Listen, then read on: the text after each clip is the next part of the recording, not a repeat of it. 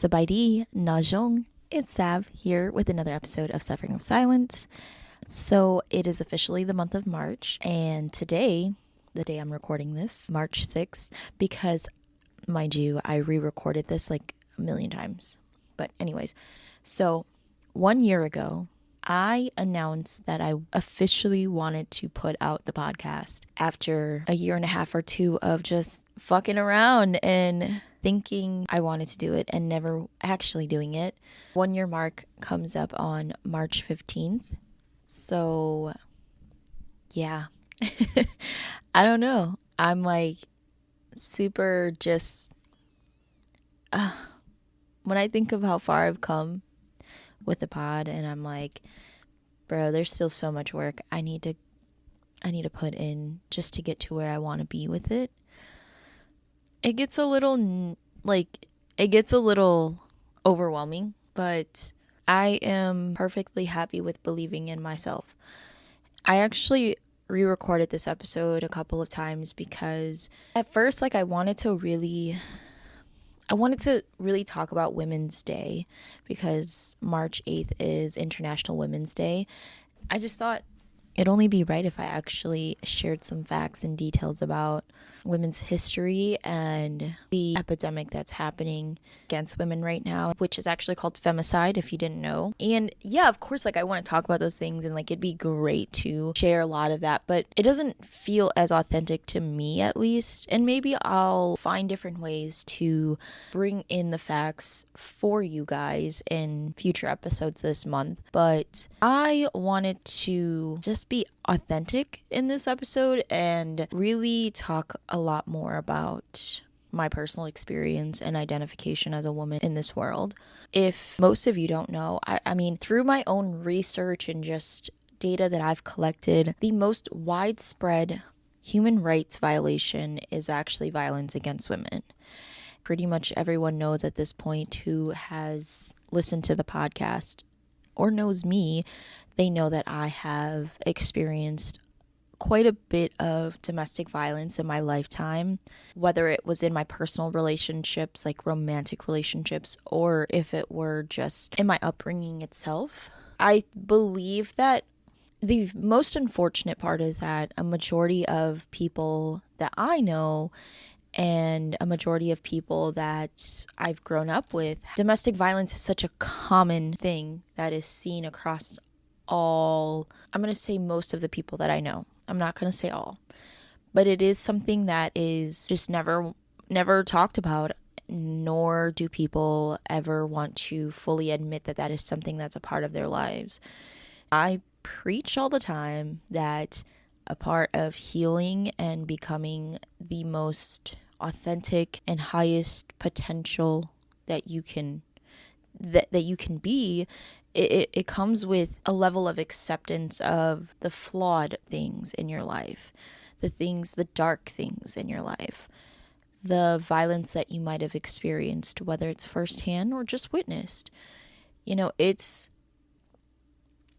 all a part of fully loving yourself and becoming stronger. Never do I want to identify as the battered woman or the person that, I will never allow my experiences with domestic violence and abuse to be what defines me.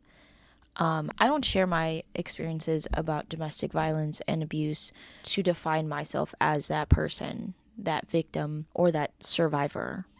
I share those experiences because for so long I felt like I couldn't, and most people feel like they can't. And I believe that in healing myself, the one thing that's really helped me heal was actually vocalizing it and speaking about it and being truthful about the experience that I lived through.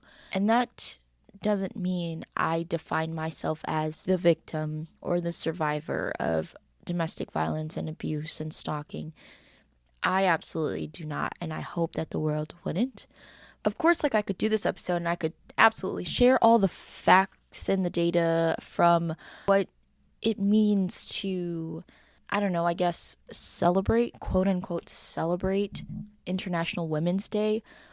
I want to shed light more on what defines me as a woman and what makes you feel more like a woman. That looks differently on every single person, every single woman.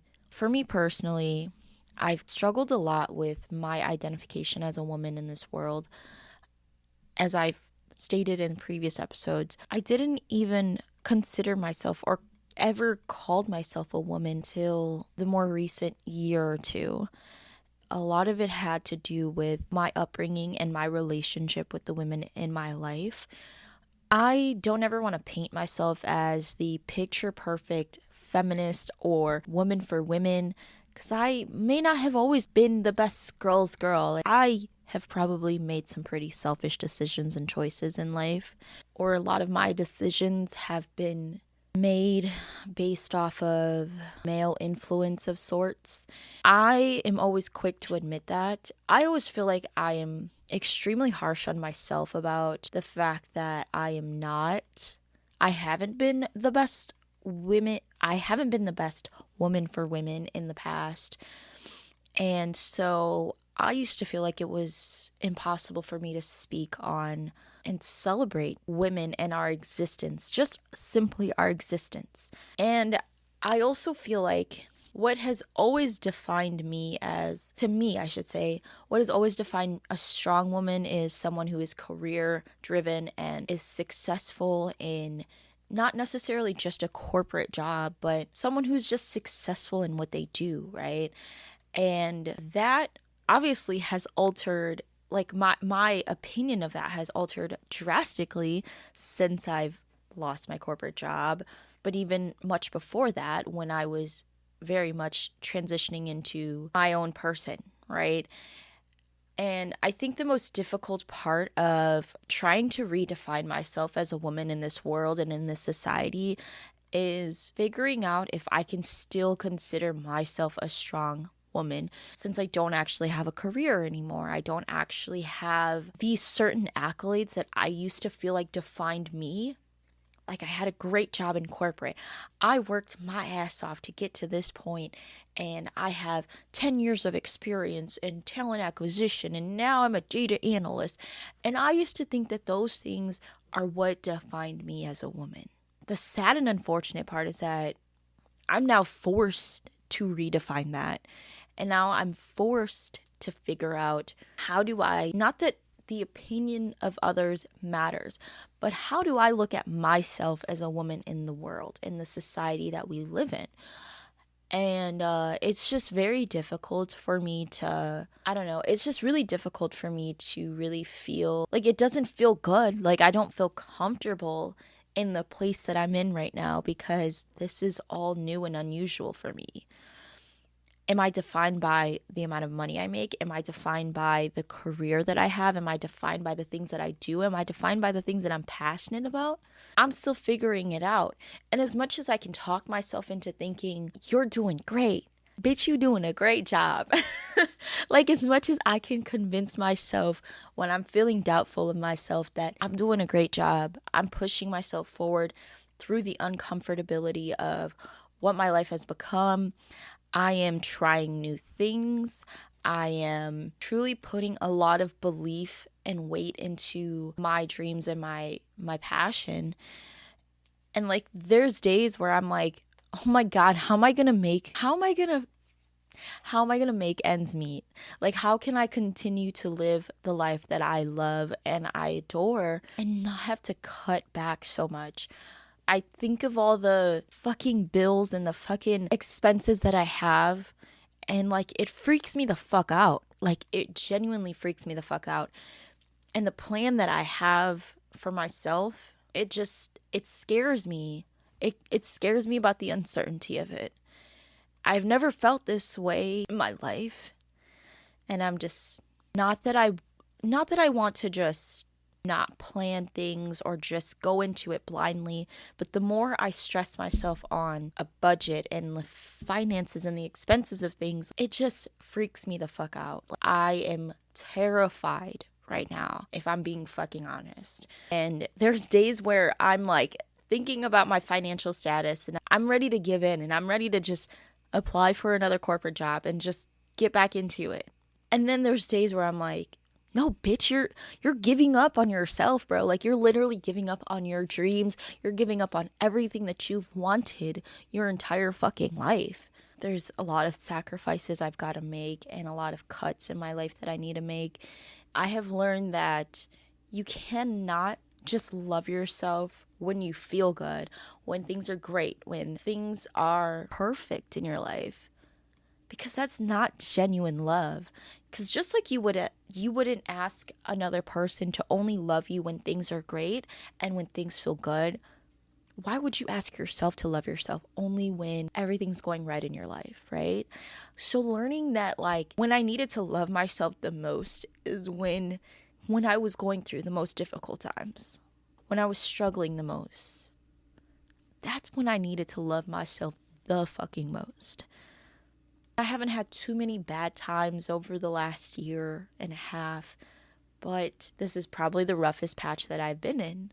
But now I know that I'm able to love myself through a situation like this again, and I'm able to, should it ever happen again, I'm able to persevere through it.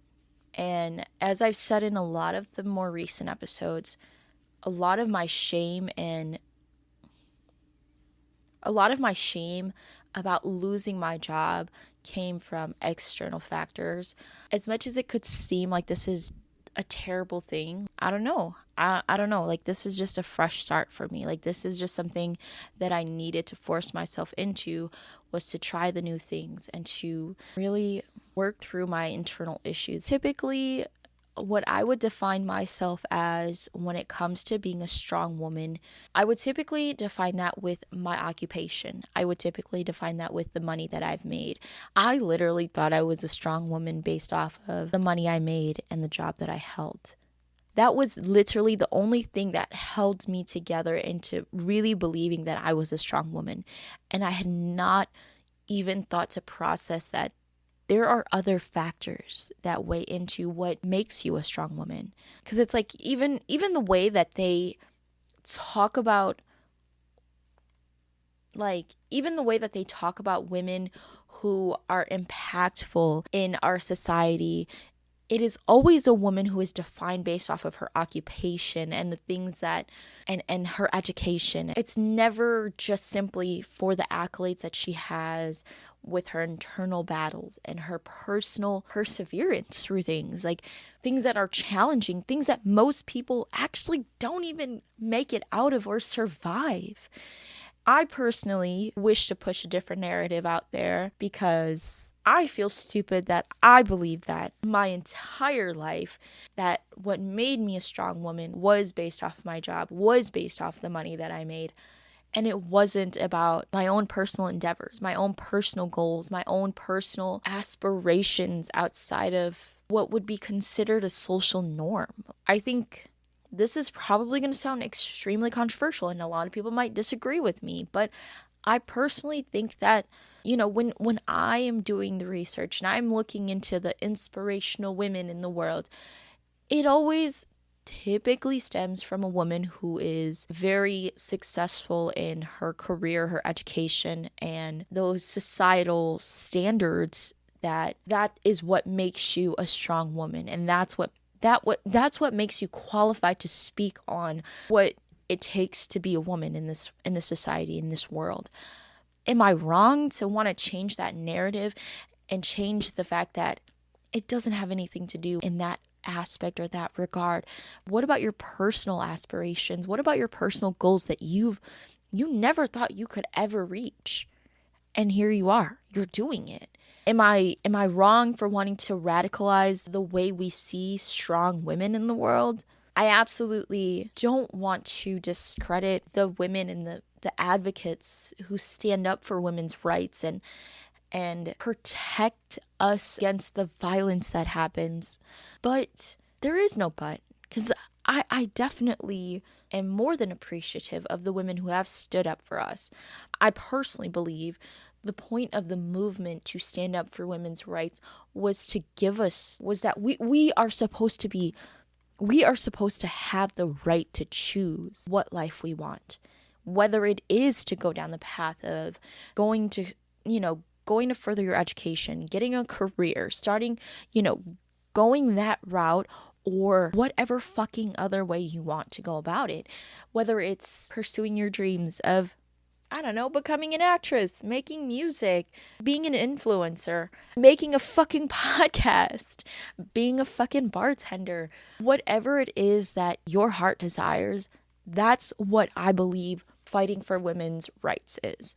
I mean, maybe other people who are much more progressed in their self-evolution journey that's already clicked for them, but for me, that's not what clicked for me. Maybe there's other people that are out there listening to the podcast that it may not have clicked for them either. It doesn't make us any less of a woman. It doesn't make us stupid or useless. We are very much conditioned to the misogyny that society spews at us. And not even just society, but in your own home, your own upbringing. A lot of us have been taught in our upbringing that certain things are normal, certain things are okay. And a lot of us don't know that there's better out there, Like, I think of a lot of the younger individuals in my life, specifically like my nieces and my nephews. I think of how, so I'm going to share something that's super personal to me, and it's something that I have been battling with, and just something I've been going through for the last few months. And I don't really talk about it a lot on the pod because I'm kind of scared to. But my nephew is actually having a baby, and I don't want to speak on their business too much because that's not the point. My point is that I'm obviously not that old, but I'm old enough, I guess. My nephew is 20 years old, and he's actually having a baby this month. It's really hard for me to process that just because, when I was his age, I wasn't doing much better either. Like, I was in a terrible relationship with my stalker at the time. Well, my stalker now, we were in a relationship at the time. I wasn't doing any better.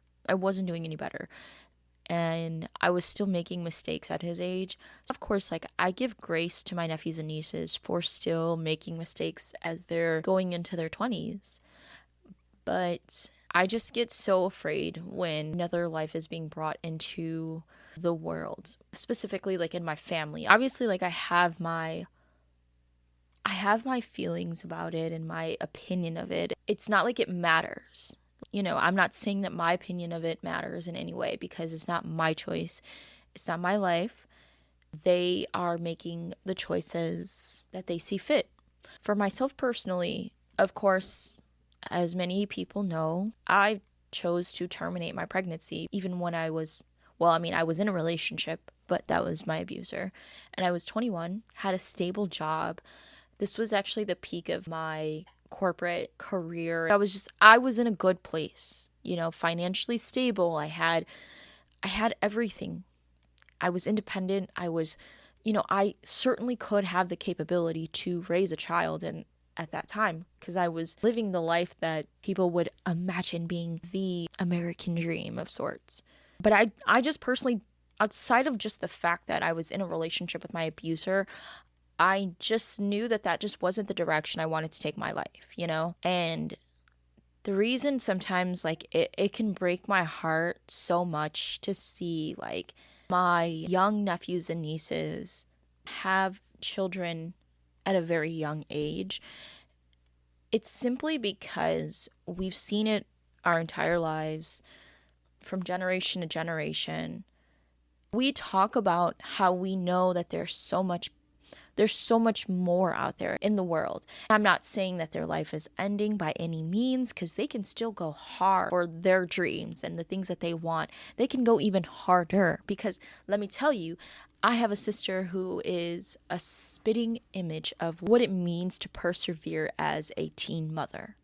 I have a sister who is such a great example of teenage mothering can still result in a beautiful life, and you can have many luxuries, and things might have worked out differently from what social norms would be, but she made it happen. She made it happen for her family.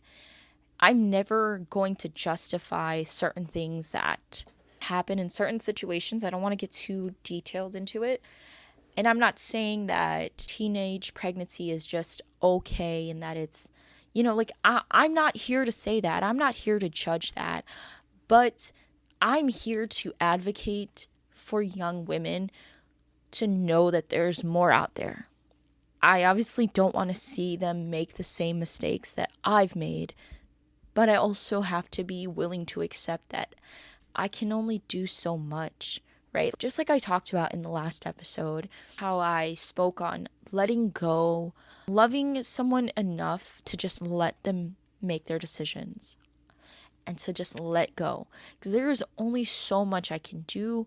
I can try my hardest to be this example that you can still have a better life after a lot of mistakes that you've made. I could work so fucking hard to make an example of myself, to be someone who continue to push through all of the shit that I've been through, and to be someone who can continue to believe in themselves even after the physical and the sexual violence that I've experienced. And I know it's a common thing that happens across the board. You're going to meet a lot of women who have had these violent acts done against them. It's not ever that I normalize it, but we have to remember to show these young women that it's possible to still make it through. And it's a lot of hard fucking work. It's a lot of hard fucking work. And I know there's a lot of days that you want to give up. And there's days that you're just hopeless. Because it doesn't seem like there's ever going to be anything better for you. I had a conversation with someone I guess I considered to be close to me. And we just talked about how I am currently going through this. I understand that to other people, their opinion of things is very black and white. I do understand that in certain situations, absolutely, there is no gray area, for fucking sure. But also, I'm someone who likes to clearly dissect shit. I'm clearly someone who likes to understand the why in things. I don't know why I do that, but it just makes me...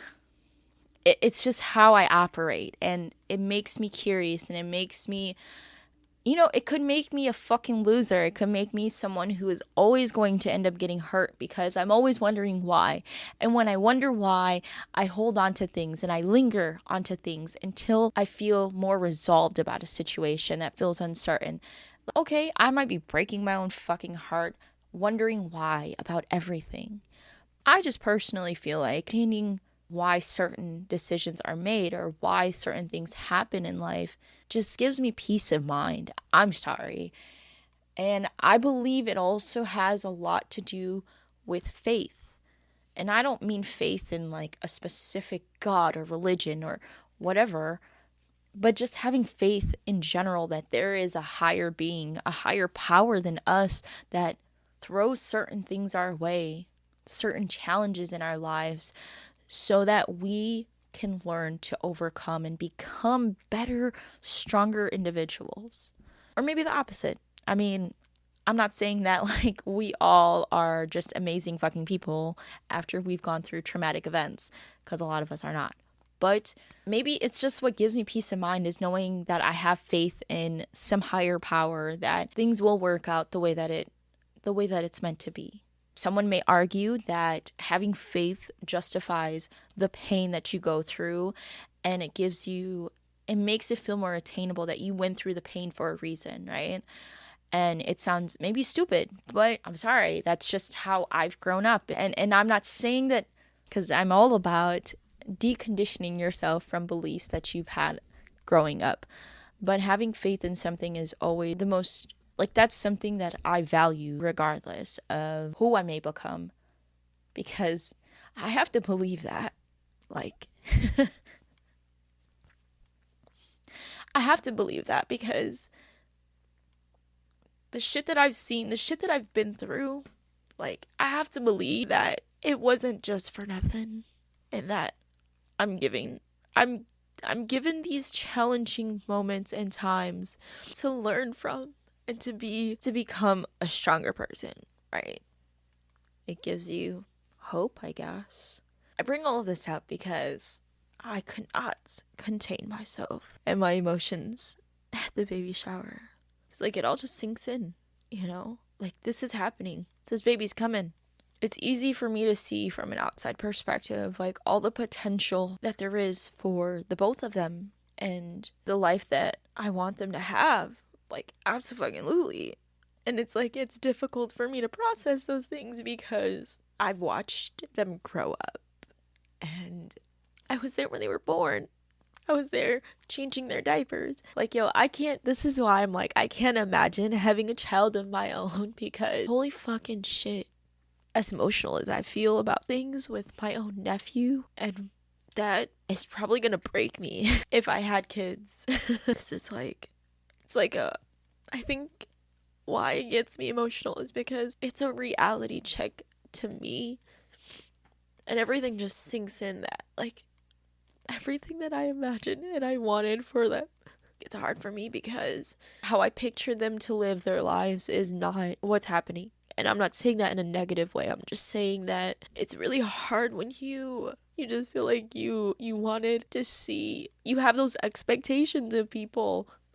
Like, that's what it is. It's like you have those expectations of people. That's not reality. The reason it gets me super emotional as well is also because, as some people know, if you know me personally, I don't know if I've ever really talked about it too much on the podcast. I've got a fucked up family, obviously.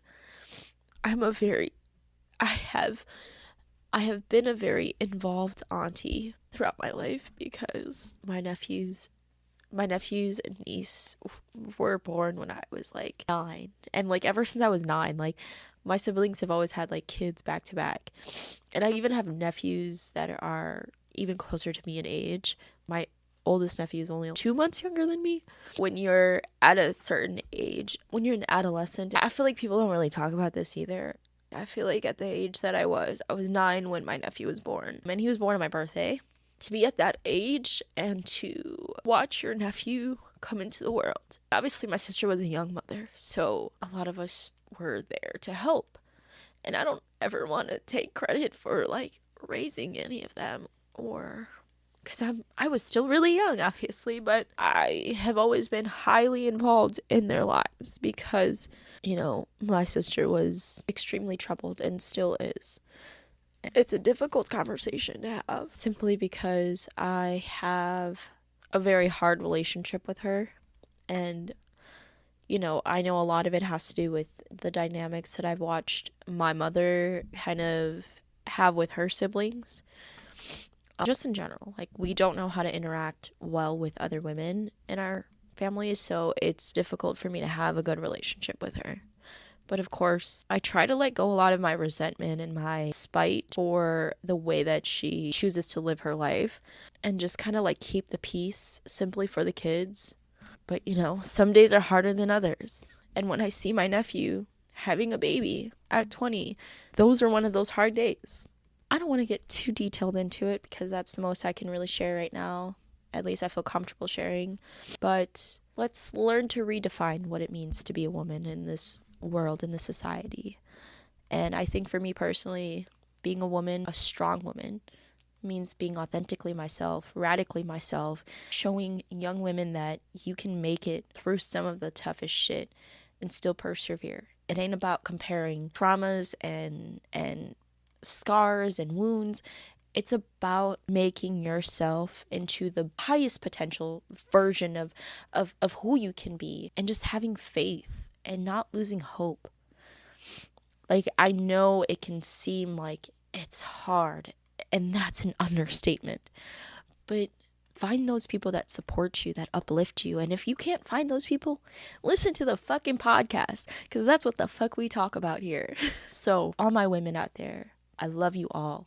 And thank you so much for being just you, no matter what that is. Hope you find a way to take some time for yourself and redefine what it means for you to be a woman, and be a strong woman, because we all are. Well, I guess maybe the question of the week is, what do you define yourself when it comes to being a strong woman? What things and what characteristics do you define yourself as when you think of a strong woman? But yeah, find me on TikTok and Instagram at Suffering of Silence Pod, and make sure you subscribe to the YouTube channel because the video episodes will be on there. But also, I'm loving the comments. Thank you guys so much for the comments. I literally cry when I read them. And I get back to you guys as soon as I can. So sorry, but I've just been so busy with work and starting new things in my life. But I love you all, and thanks so much for being subscribers. It's Sab again with another episode of Suffering of Silence. I'm gonna see y'all next week.